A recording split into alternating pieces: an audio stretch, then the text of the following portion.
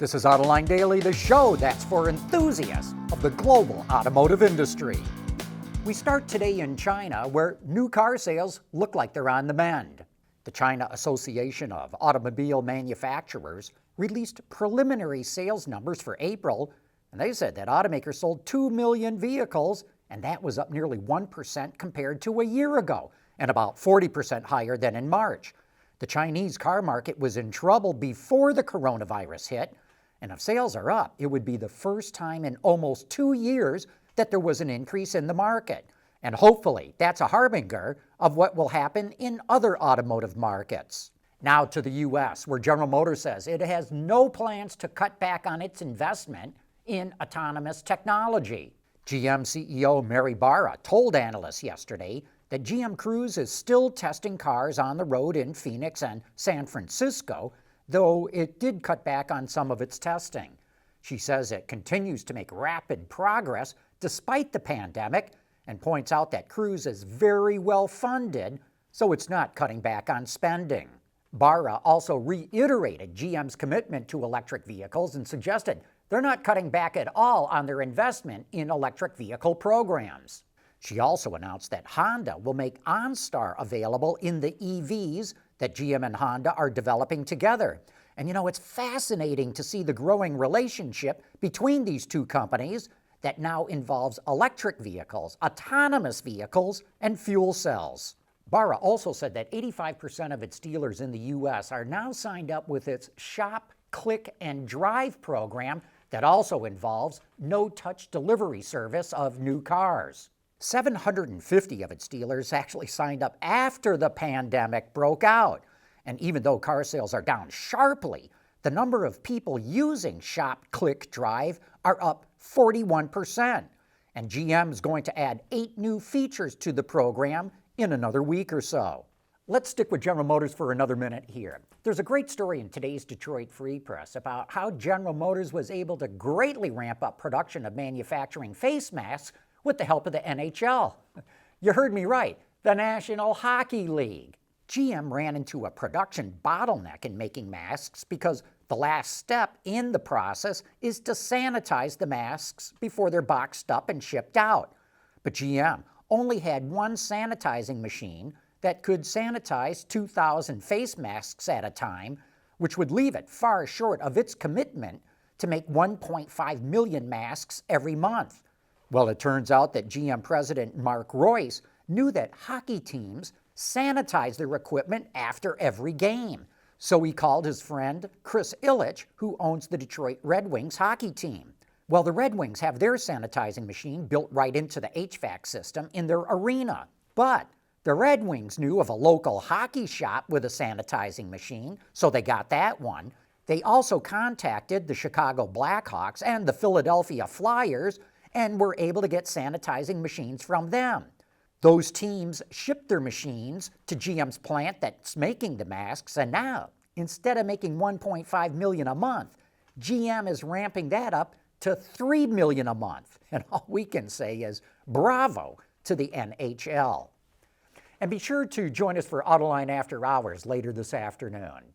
Our guest will be Chris Chuka from the Society of Automotive Engineers, who will be telling us all about Formula SAE, where college students get to design, build, and race cars. It's really about grooming a new generation of engineers through racing. Jason Fogelson from RideTech will also be on the show, so join me and Gary Vasilash for some great insights into the automotive industry.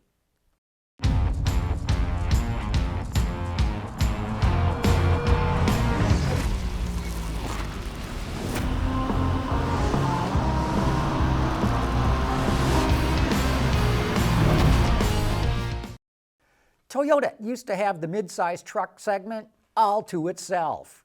Its only competition was the Nissan Frontier, the old Nissan Frontier. But that all changed when Chevrolet and GMC introduced their mid-size trucks. Now, Ford is back with the Ranger, Jeep launched the Gladiator, and Hyundai announced plans to introduce its mid-size truck as well. And it looks like the segment is about to get even more crowded. Last week, FCA filed for a trademark application on the name Dakota. It's not commenting about it, but everyone remembers the Dodge Dakota midsize pickup before it was axed in 2011. Elon Musk sure stirred up a lot of buzz in 2012 when he started talking about moving people and goods through vacuum tubes in pods at very high speeds and coined the term Hyperloop. There's been a lot of testing and development by a number of companies since that time, and one prototype got close to 300 miles an hour last year. Now, that might make you think that the first Hyperloop is right around the corner, but Chris Robinson, a senior analyst from Lux Research, says there are a number of factors that could push that introduction back a lot further than you might expect. Well, it's certainly been a lot of progress since the concept was proposed, or maybe I should say reproposed by Elon Musk in 2012. But the reality is we're talking about really big infrastructure projects, that are going to require, a lot more validation, a lot more testing, and a lot more kind of safety regulations to kind of guide what these systems are going to look like from a commercial perspective. So from a timeline, it's difficult to say. We look closer to a 20-year timeline, so looking at maybe 2040 as a time when you might start to see some of these systems commercialized. There's a lot of progress, but there also remain a lot of barriers. We don't necessarily need one singular technology breakthrough to make this happen. It's feasible with all of the existing components today, but they haven't been tested in the same conditions that you might want to operate a Hyperloop in terms of the speed and the vacuum we're talking about. And if you'd like to learn more about the Hyperloop, you can watch that entire interview right now on our YouTube channel. Just look for the Autoline Network. And if you show any enthusiast a steering wheel, they can probably tell you the era that car came from. So Mercedes is highlighting more than 120 years of steering wheel history as it gets ready to introduce an all-new steering wheel in the 2020 E-Class. As many of you know, the first automobiles didn't even have steering wheels. They were fitted with levers, cranks, and tillers. What is considered the first steering wheel was designed by a French engineer for the very first automobile race in 1894. Another feature synonymous with the steering wheel, the horn, didn't start getting incorporated until the 1920s, when huge wheels featured large horn rings in the middle. In 1951, Mercedes introduced a gear shift lever on its steering column. The first combination switch for turn signals and headlights came in 1959. The first airbag in 1981, and 1998 was the first time the steering wheel was coupled with the radio. Fast forward to today, and the 2020 E-Class will feature a steering wheel that has a 2-zone sensor mounted in the rim to make sure the driver has their hands on the wheel, as well as capacitive buttons on the spokes that can be pressed or swiped. The new E-Class will launch later this summer. Autoline Daily is brought to you by Bridgestone Tires. Your journey, our passion. Volvo is taking the next step towards autonomy. It's partnering with the tech firm Luminar and will offer Lidar in its production vehicle starting in 2022. As you can see in the picture here, the system is integrated fairly seamlessly into the roof and doesn't involve one of those giant roof racks that they call a tiara. If customers want to activate the Highway Pilot feature, which allows for fully autonomous highway driving, they can do so with an over-the-air software update. It will also be used to improve Volvo's advanced driver assistance systems. It's interesting that Volvo is going to use Lidar for autonomous driving because Elon Musk says you don't need one. But as far as we can tell, he seems to be the only one who thinks so. Skoda is going to get a version of Volkswagen's ID.4 electric SUV, which Skoda is going to call the ENYAQ iV. It's built on VW's MEB architecture and will be made in the Czech Republic, the first MEB-based vehicle that's going to be made outside of Germany. The ENYAQ comes with rear or all-wheel drive, 3 battery sizes, and 5 power outputs.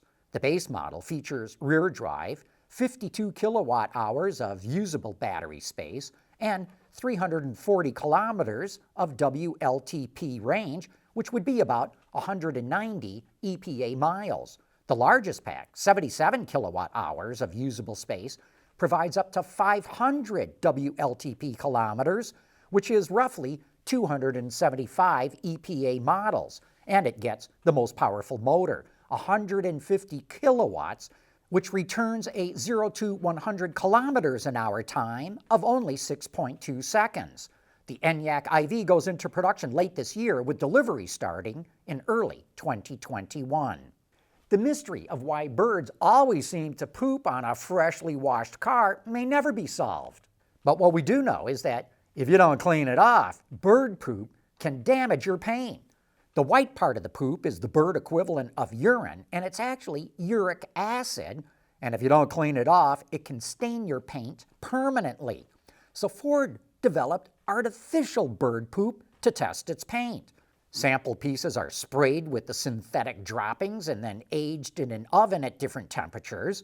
Ford is then able to fine-tune its paint mixture to ensure the best possible protection. Ford says the fake bird poop is so real it can actually reflect the different diets of most of the birds in Europe.